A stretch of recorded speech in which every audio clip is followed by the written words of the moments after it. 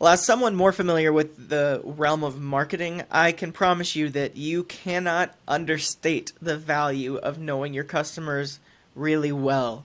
And so today we're going to talk with Katie about how ChopLocal connects with its customers and how one customer survey they did made a huge impact on its business. Really excited to get into this conversation.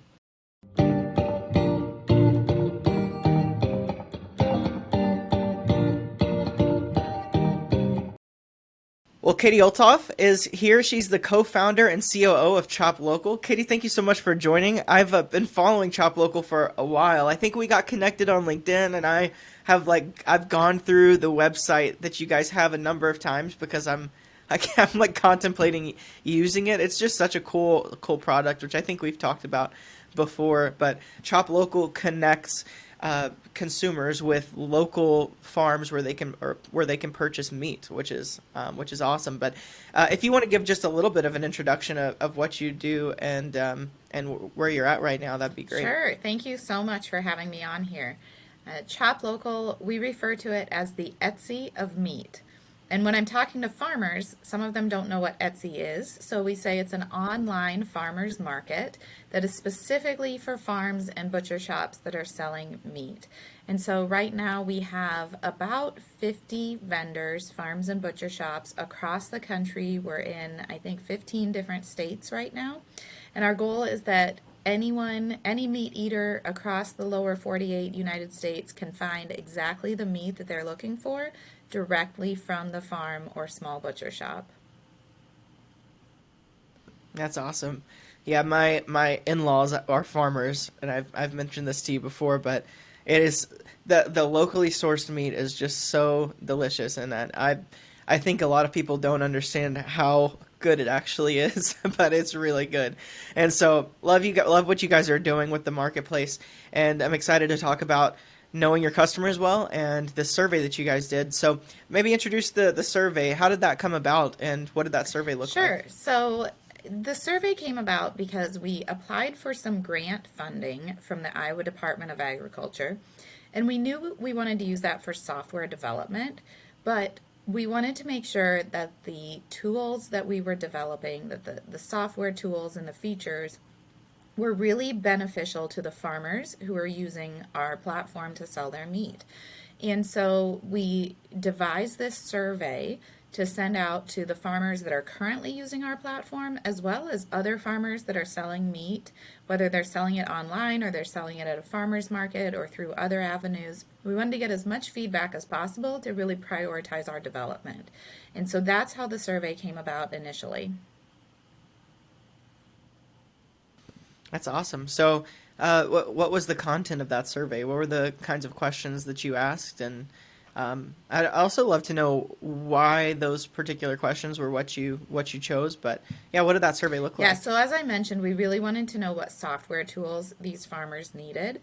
But so there was a section specifically about software tools, but we also gathered a lot of demographic data and really some data that validated our business model as well as the idea that farmers could sell meat online successfully. And so we asked questions about their business, how long they'd been in business, what types of meat they were selling.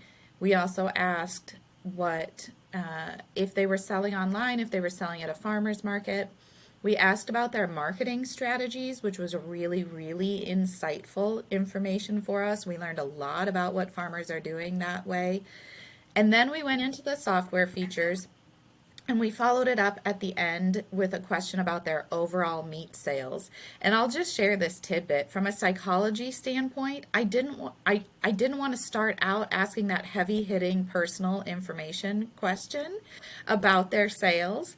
We saved that to the end to kind of build up trust throughout the entire survey process and see how many of them would answer that question. Finally, which we can talk about this a little bit more, Brooks, but at the very end, we asked them if they were interested in learning more about selling via ChopLocal, and over 70% marked that they were interested. And so one of the benefits of this survey is that we captured a lot of leads that we are then able to work through and get them signed up on our platform. Wow. So I'm hearing a number of questions that were really impactful, especially the one at the end. Are you interested in learning about Chop Local? I would love to know what are some of the other impactful questions that you asked, and most importantly, I think, is the end result. What were the impactful insights that you gained about your customers from the survey that you did? Yeah, so one of the questions that we asked at the beginning was rank the top three needs you have to grow your meat business. And we had a variety of answers that they could choose from. But what came to the very top across all demographics was that they needed help with marketing. And so what we learned from this Hmm. survey is that we could create a bunch of fancy software tools, but at the end of the day, they just really needed help marketing. And that's something that some of our competitors who offer online storefronts for farms were not able to offer help with marketing, and that's something that we can do as a marketplace. We can help drive customer acquisition because we're building the Chop Local brand, and that's benefiting everyone who's taking part in the Chop Local marketplace. We also asked specifically about marketing practices, and we found that there are some really big gaps. So, a lot of these farmers are using social media, but a much smaller percent are using email marketing. However, when we start to break it down by the sales volume of the farmers, the ones that are using email marketing, are having higher sales.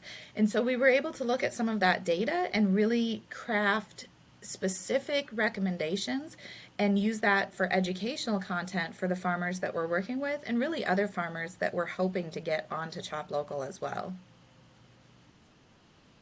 You started to get into it there. This is really good.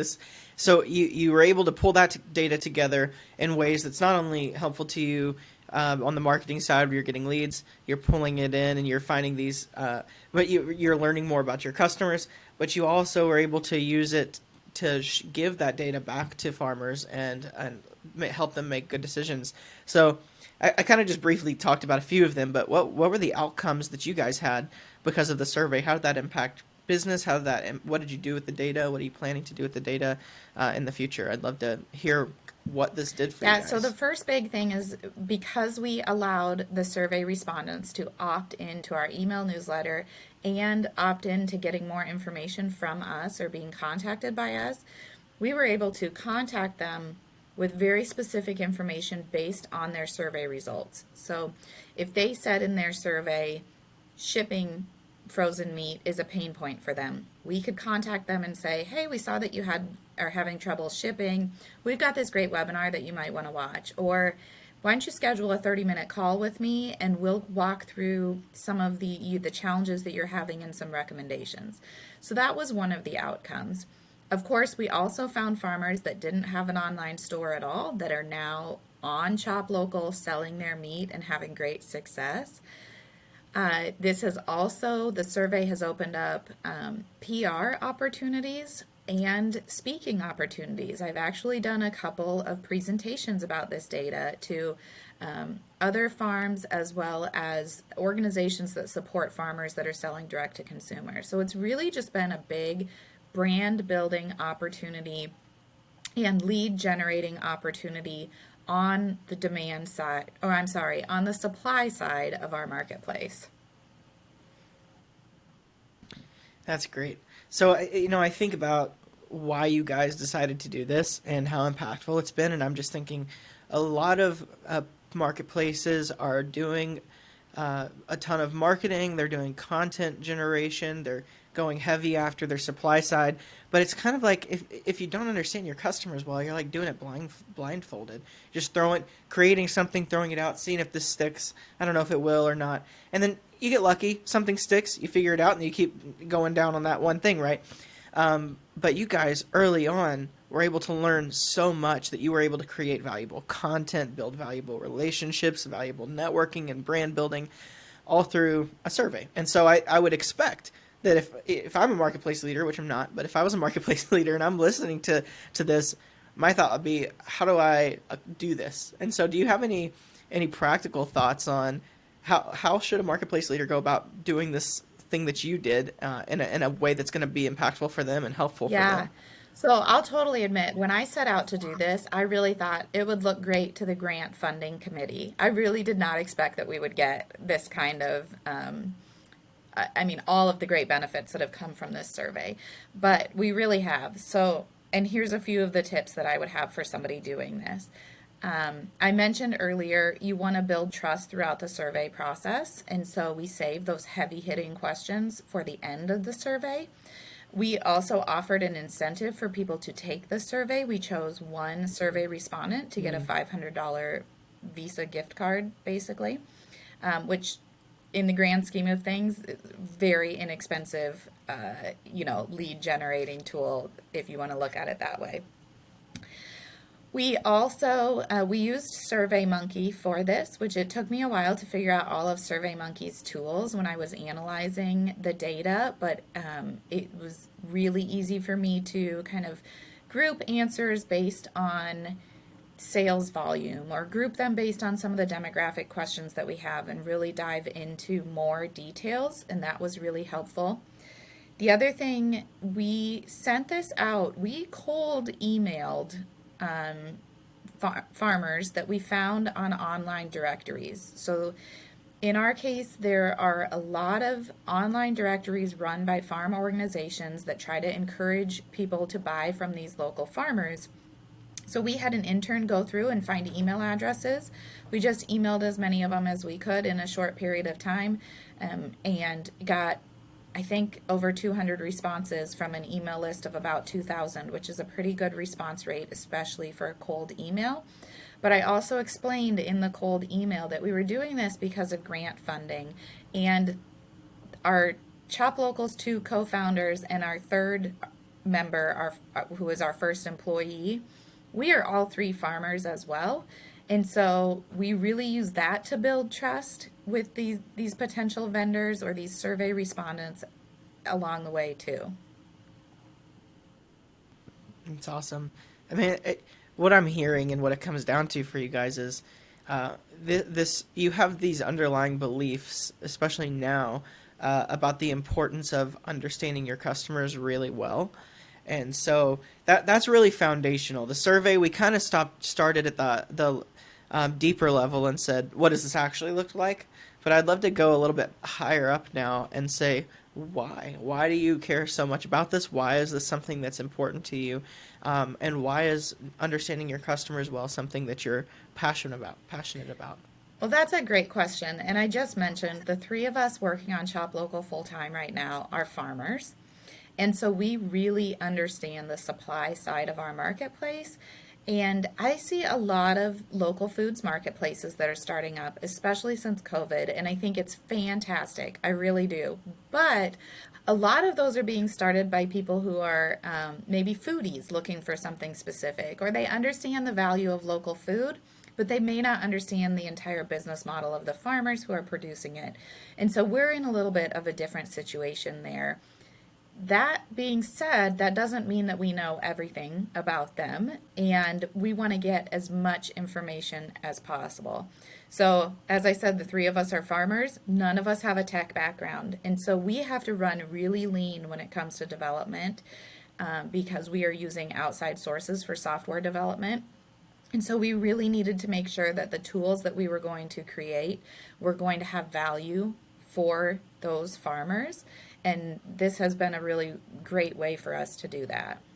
So, what have been some of the other avenues that you guys have looked into to be able to understand your customers, to be able to hear from them more?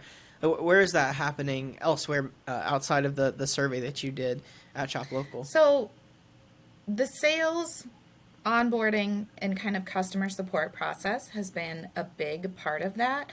We have talked to a lot of farmers that we did not get signed up on the Chop Local platform, but with each of those conversations, we've learned something about their needs, and we've learned about what they're looking for and what would really entice them to become part of something like Chop Local. We also hang out in some Facebook groups that are some communities where these farmers are already congregating and talking about some of the issues. Sometimes our team will ask questions to get conversations going and try to learn from them. Sometimes that's about marketing strategies. Sometimes that's about other challenges that they're facing on their farm. But and then a lot of times we just watch and read to see what conversations are going on and that type of thing. We've also That's yeah, awesome. we also in those groups especially will see or hear complaints about our competitors, and that has definitely given us some good insight and helped us out a lot. And one of the biggest complaints is that those competitors are tech companies that don't understand farmers, and so that's been a competitive advantage for us, and we've tried to capitalize on that as much as possible. Yeah, absolutely. It goes, that's beyond understanding your customers well. It's like some people don't think, "Oh, I got to go look in Facebook groups," but that's like foundational is where are they already talking and interacting? Yeah, Go there. You know that, and but there's just so many, there's things that people are just, that's the typical thing to do. This is where we know, this is how we know. That's an outside of the box way of listening to and understanding your customers, talking in the place where they're naturally going, like naturally sharing. And I'm thinking, like, to me, that when you're hearing these things about your competitors, that's not just good product marketing. That's not just good learning about your customers. That's good competitive analysis.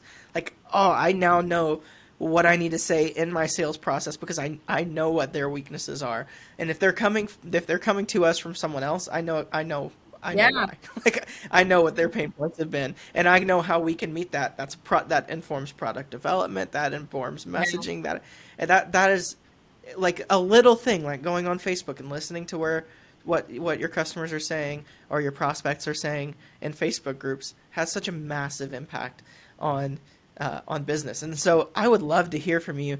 What has been some of the value that you guys have had, and just knowing your customers well through all of these different avenues that you've been in? I do think Yeah. that it's really helped us give us a competitive advantage. And some of these things are just little things. Like in our product demo or our software demo, we use analogies that relate to the farm that you, Brooks, probably would not understand. Your in laws might, and definitely our prospects do.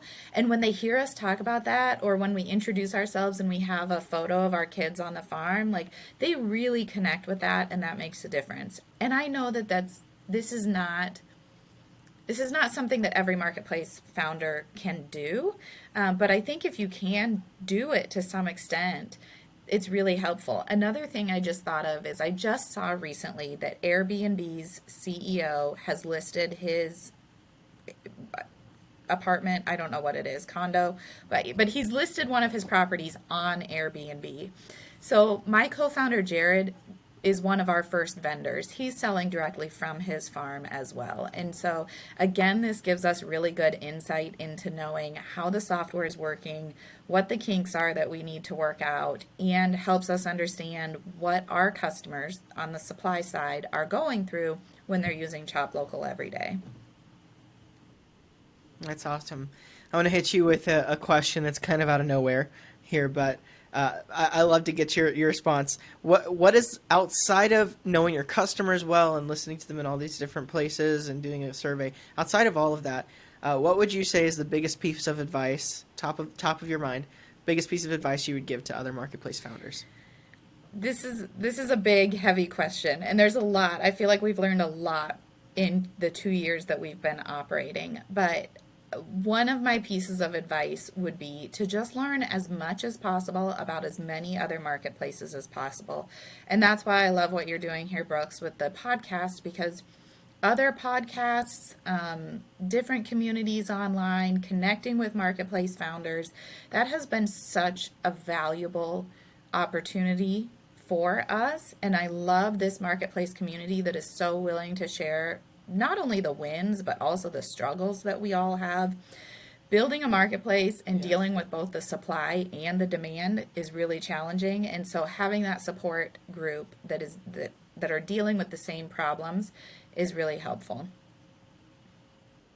Yeah, the marketplace model, it creates so much extra complication in about every side of your business, and that's something it doesn't take very long to realize is like Well, now our product development is a lot more complicated. We have two markets. Well, our go-to-market plan is very complicated. We have two markets. It's so sharing in common wins and losses and working through things together. But I mean, when you succeed as a marketplace, I mean, they're indestructible. They're amazing. So it's such a rewarding space to be in. But yeah, such a vastly more complicated space. So it's really good to be doing things in community. Like that's what we're trying to do here, not just on the podcast, but everywhere where we're sharing and interacting. And I've mentioned a number of times before, but we're learning. I'm not a marketplace founder. I'm just learning from you guys, and so I appreciate that you're willing to practice what you preach here and share your expertise and what you've learned. And so my final question would be thinking through all of these things that we've talked about, including the survey, including knowing your customers well, all of the little tidbits of information, thinking through all of it. What is the biggest takeaway you want marketplace leaders to have?